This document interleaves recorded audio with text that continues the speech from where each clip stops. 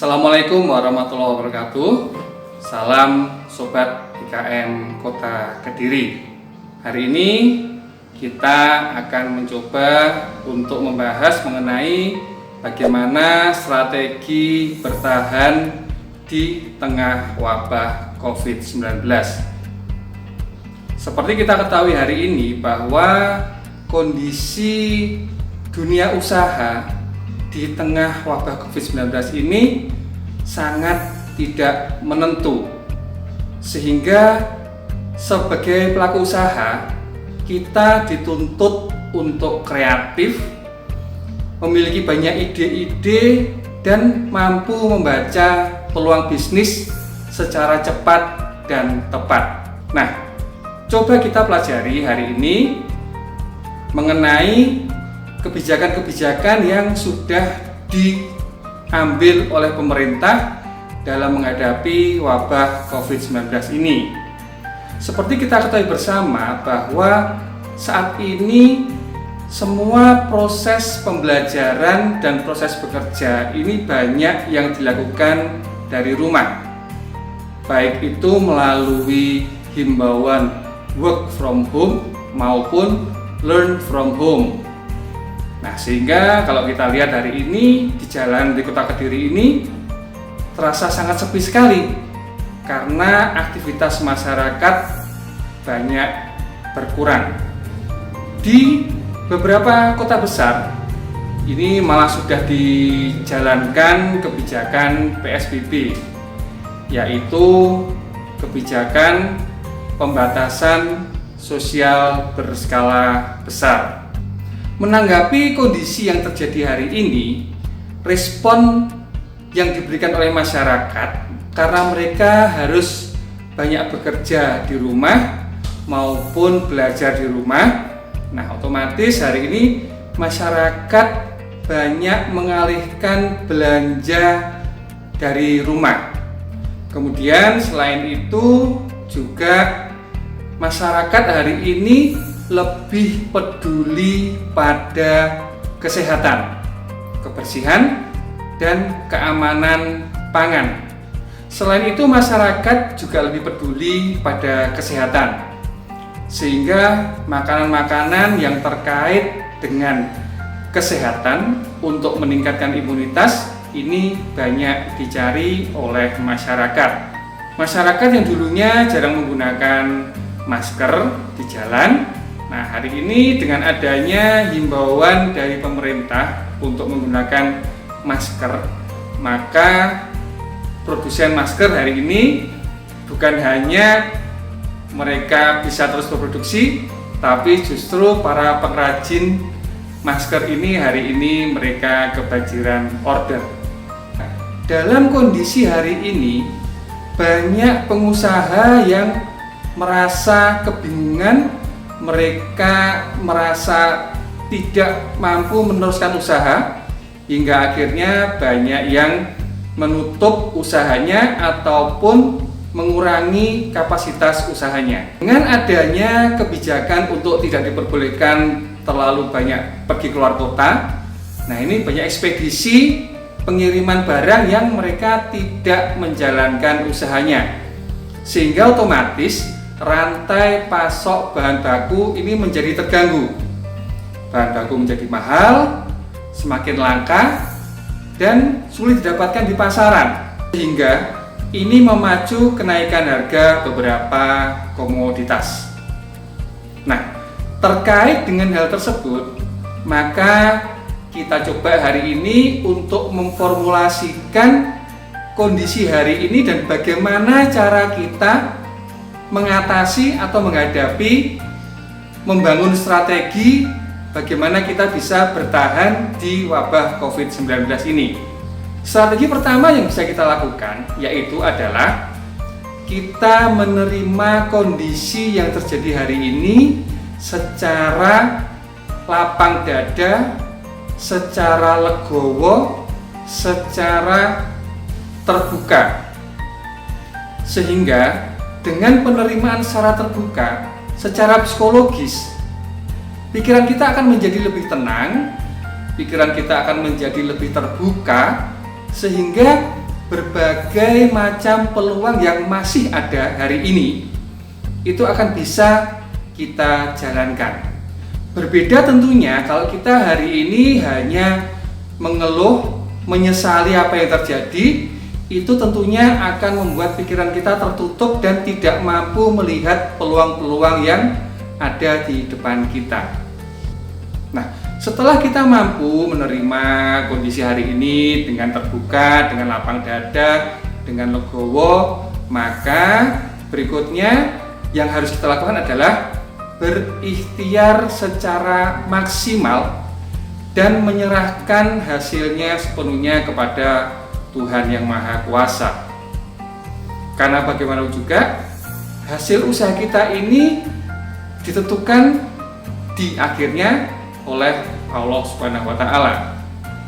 Nah, dalam kondisi seperti ini kita bisa mencoba untuk melakukan evaluasi terhadap bisnis kita.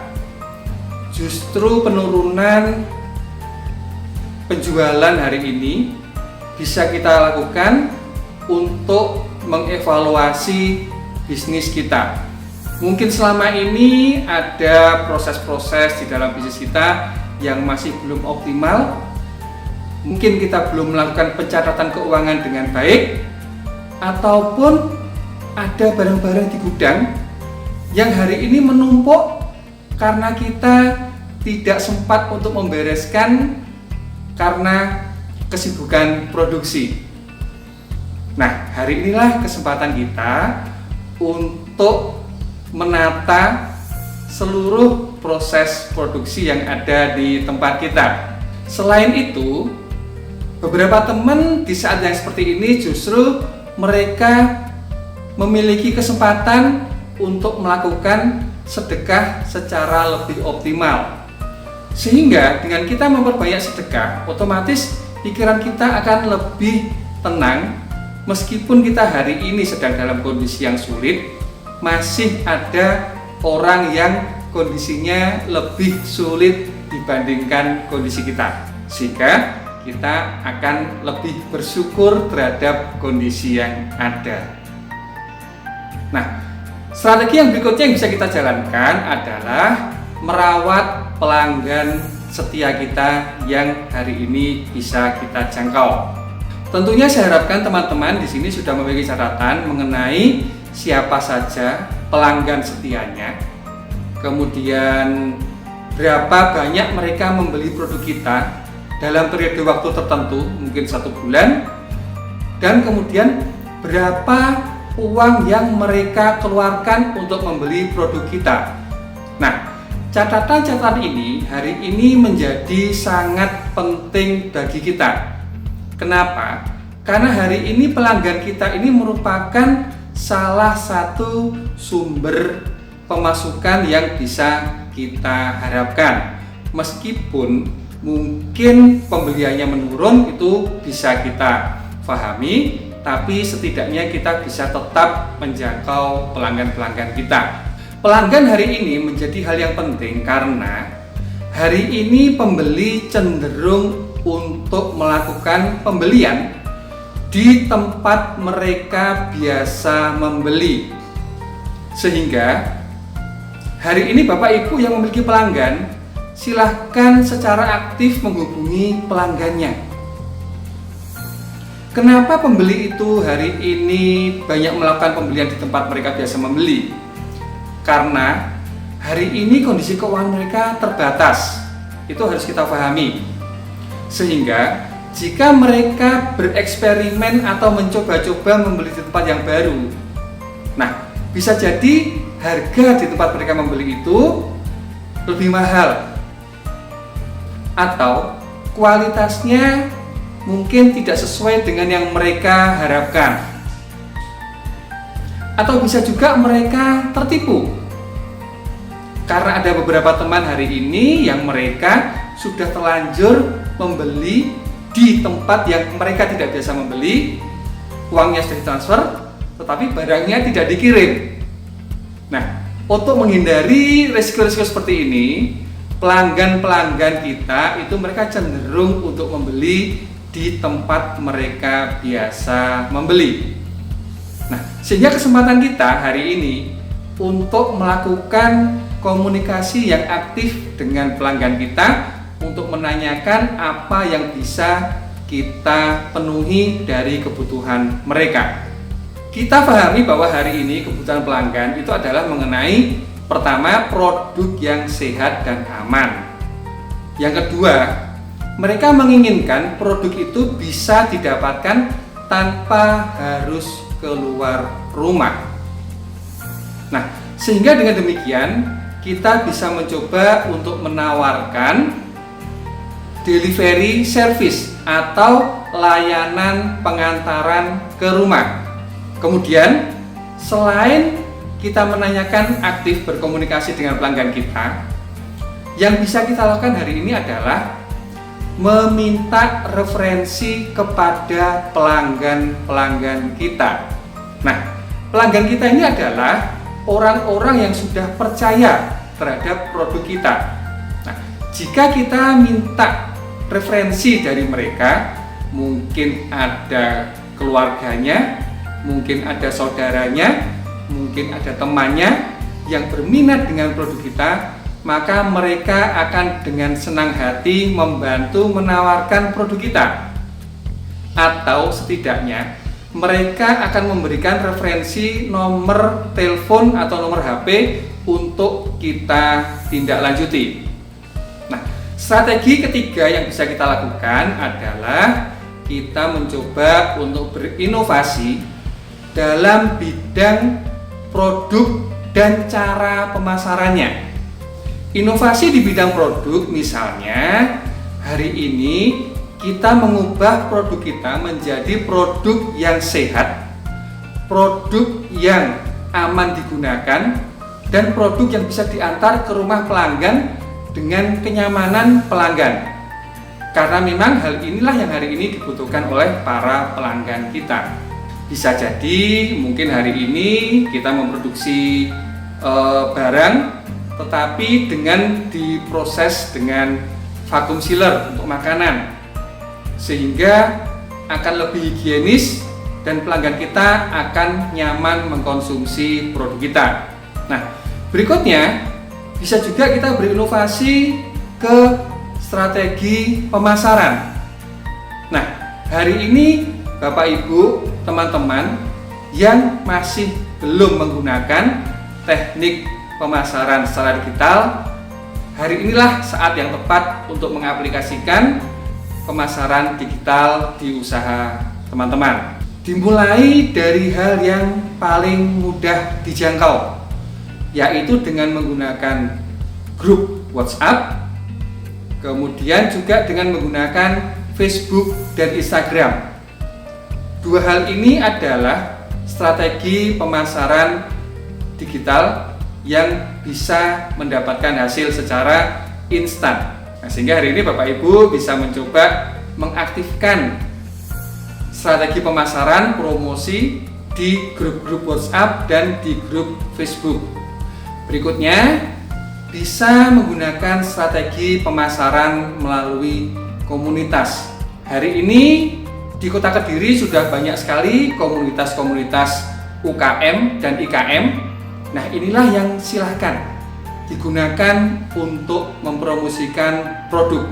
Nah, karena hari ini kita ketahui bahwa kondisi pelanggan-pelanggan kita atau pembeli-pembeli ini dalam kondisi keuangan yang tidak terlalu bagus, maka dalam strategi pemasaran kita bisa mencoba untuk memberikan berbagai macam promo, diskon, merchandise untuk menarik orang supaya berkenan membeli produk kita. Nah, berikutnya bisa juga berinovasi di bidang pengiriman. Pada saat mengirimkan barang, usahakan bungkusnya atau kemasannya ini terlihat aman. Yang mengantarkan juga harus memenuhi standar-standar keamanan dan kesehatan dengan menggunakan masker dan kemudian tidak terlalu banyak bersentuhan dengan pembeli kita atau konsumennya. Nah, ini bisa menjadikan beberapa strategi inovasi di bidang produk dan pemasaran. Nah, bagi Bapak Ibu yang bergerak di bidang produksi, hari ini bisa mencoba untuk menyesuaikan proses produksi yang ada di tempat Bapak Ibu. Yang bisa dilakukan untuk menyesuaikan proses produksi, yang pertama, kita usahakan untuk menganalisa ulang hari ini proses-proses produksi yang ada di tempat kita ini apakah sudah benar-benar efektif dan efisien. Jika memang belum efektif, belum efisien, masih ada proses-proses yang bisa kita potong, bisa kita hilangkan, maka hari ini adalah saat kita untuk menganalisa proses produksi yang ada di tempat kita sehingga menghasilkan produksi yang efektif dan efisien. Tentunya produksi yang efektif dan efisien ini akan bisa memotong pengeluaran biaya. Nah, berikutnya teman-teman yang bergerak di bidang produksi ini bisa mencoba untuk menggunakan bahan substitusi. Misal hari ini bahan yang digunakan menjadi langka dan mahal, maka bisa menggunakan bahan pengganti atau bahan substitusi dengan dikomunikasikan terlebih dahulu kepada pelanggannya. Ini penting karena hari ini pelanggan kita sudah terbiasa menggunakan produk kita. Jika kita mengganti bahan begitu saja, otomatis nanti mereka akan kecewa. Sehingga yang bisa kita lakukan adalah mengkomunikasikan terlebih dahulu bahwa kita mengganti bahan baku dikarenakan sebab bahan bakunya langka, mahal, dan seterusnya. Jika memang kita mengutamakan kualitas dan pelanggan kita siap dengan harga berapapun, maka kita bisa mencoba untuk menaikkan harga. Dengan syarat memang pelanggannya sudah setia dengan produk kita dan tahu konsekuensinya. Nah, berikutnya Bapak Ibu bisa mencoba untuk mengubah biaya tetap atau fixed cost ini menjadi variable cost. Kenapa kita ubah fixed cost menjadi variable cost? Karena fixed cost ini adalah biaya yang menjadi beban tetap setiap bulan. Berbeda dengan variable cost. Variable cost atau biaya tetap ini akan kita keluarkan tergantung dari produktivitas pekerja kita. Sehingga di saat-saat seperti ini kita bisa mengubah biaya tetap menjadi biaya tidak tetap untuk sementara waktu. Tentunya dengan meminta persetujuan dari karyawan kita. Kita bicarakan secara terbuka bahwa kondisi kita hari ini seperti ini. Nah, itu sehingga kita terpaksa mengambil keputusan seperti ini. Nah, berikutnya Bapak Ibu bisa mencoba untuk mengoptimalkan sumber daya yang dimiliki. Contohnya hari ini teman-teman yang bergerak di bidang fashion, biasanya mesin jahitnya digunakan untuk memproduksi baju, pakaian, ya. Karena hari ini mungkin order pakaian sedang sepi, maka sumber daya mesin jahit yang dimiliki ini bisa digunakan untuk memproduksi masker. Meskipun hari ini memang memproduksi masker bukan pekerjaan utama, tetapi daripada mesin kita menganggur, lebih baik bisa digunakan untuk memproduksi masker, karyawannya juga tetap mendapatkan pekerjaan, nah, kita juga tetap mendapatkan pemasukan. Nah, sehingga jika kita ada sumber daya di rumah kita, di tempat produksi kita, silahkan dioptimalkan untuk memproduksi barang-barang yang hari ini masih dibutuhkan oleh pelanggan kita. Nah, selanjutnya kita bisa melakukan empati terhadap kondisi yang ada hari ini. Maksud dari empati ini adalah kita turut merasakan kejadian hari ini di masyarakat dan usaha kita ini turut menjadi solusi dalam kondisi hari ini. Bukan hanya sekedar mencari keuntungan semata. Dulu di awal-awal, orang bisa menjual masker medis dengan harga yang tinggi.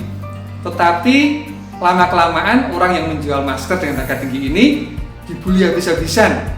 Karena mereka sangat nampak sekali mengambil keuntungan untuk pribadi. Nah, sehingga mereka tidak berempati terhadap kondisi hari ini. Nah, saya harapkan teman-teman tidak melakukan hal ini.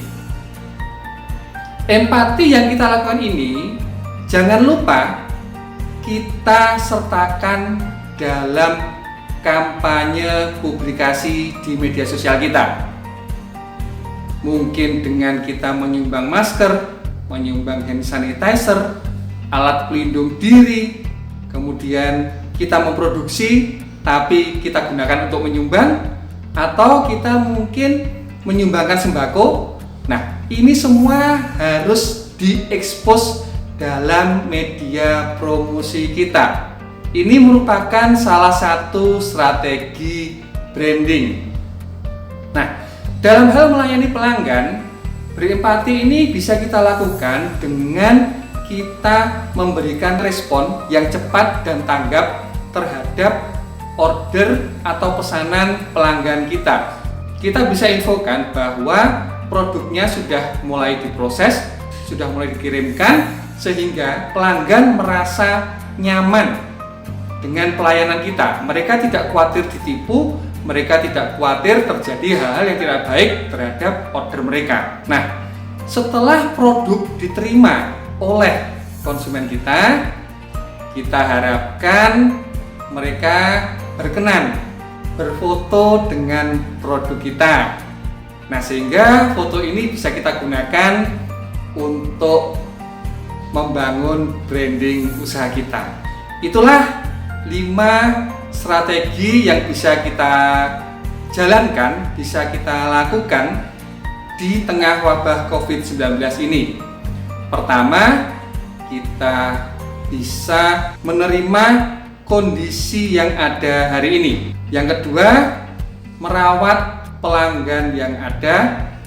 Kemudian yang ketiga, kita bisa mencoba untuk berinovasi terhadap produk dan cara pemasarannya. Berikutnya yang keempat, kita bisa melakukan penyesuaian terhadap proses produksi kita, terutama bagi teman-teman yang berbasis produksi.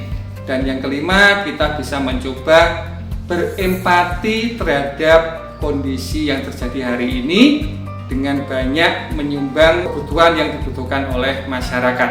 Nah, saya yakin bahwa hari ini kondisi kita memang sulit, tetapi saya punya keyakinan bahwa jika kita tetap berpikiran positif, kemudian kita mampu menerima apa yang ada hari ini dengan pikiran yang terbuka, maka peluang-peluang yang ada di depan kita yang masih ada, ini akan tetap bisa kita jalankan, akan tetap bisa kita raih, dan kita insya Allah bisa bertahan. Mereka yang bisa bertahan dalam kondisi seperti ini adalah mereka yang berpikiran positif dan mereka yang mampu beradaptasi dengan kondisi hari ini. Nah, demikian dari saya. Kita bertemu lagi di pembahasan selanjutnya. Assalamualaikum warahmatullahi wabarakatuh.